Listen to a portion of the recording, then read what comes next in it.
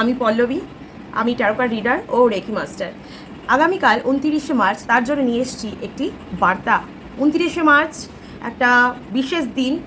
29শে March 2025 একটি বিশেষ দিন, কারণ এই দিন পড়েছে শনির অমাবস্যা, সূর্যগ্রহণ।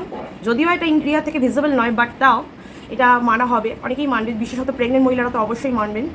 আর রয়েছে সাথে শনির গোচর। এই দিন কিন্তু শনি গোচর হবে, কুম্ভ রাশি ছেড়ে শনি কিন্তু মীন রাশিতে যাবে। এই দিন সবাই একটু শান্তশিষ্ট থাকবে, কারোর সাথে কোনো রকম বাগদণ্ডে আবদ্ধ হবেন না, কোনো রকম অনৈতিক কাজ করবেন না, ঠিক আছে? সৎ পথে থাকবেন, সৎকর্ম করবেন আর সৎ চিন্তা ভাবনা করবেন। সাথে একটা টিপস নিয়ে এসেছি। অবশ্যই এই দিন সন্ধেবেলা সূর্য অস্ত যাওয়ার পরে সকলে আটার প্রদীপটা আগেই বানিয়ে রাখবেন। আটার প্রদীপ বানাবেন, কীভাবে বানাবেন আমি প্রসেস দেখিয়ে দিচ্ছি মোটামুটি একটা, ঠিক আছে? তো আটার প্রদীপ বানানোর জন্য এখানে আমি নিয়ে নিয়েছি আটা, তাতে দিয়ে দিয়েছি একটু নীল রং, কারণ শনিদেবকে এই প্রদীপ আমরা উৎসর্গ করব, তার জন্যই কিন্তু আমি নীল রং মিশিয়েছি। হ্যাঁ, তো এইবার আমি এতে অল্প পরিমাণে জল দিয়ে দিয়ে আস্তে আস্তে আমি কিন্তু এই ডোটা বানিয়ে নিয়েছি। এইবার আমি এটিকে প্রদীপের আকারে গড়ে নেব।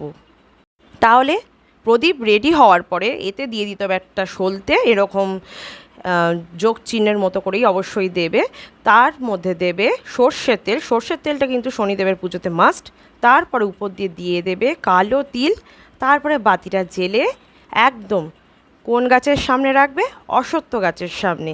দেখো এখানে অশ্বত্থ গাছই আছে, অশ্বত্থ গাছের সামনে এইভাবে বাতি ধরিয়ে দিয়ে দেবে। এতে কিন্তু শনিদেব খুব প্রসন্ন হবেন। এতে 7.5 ও ঢাইয়ার প্রভাবও অনেক মিনিমাইজ হয়ে যাবে। সবাই ভালো থাকবে, সুস্থ থাকবে, নিজের খেয়াল রাখবে। ওম নমঃ শনিশ্চরায়।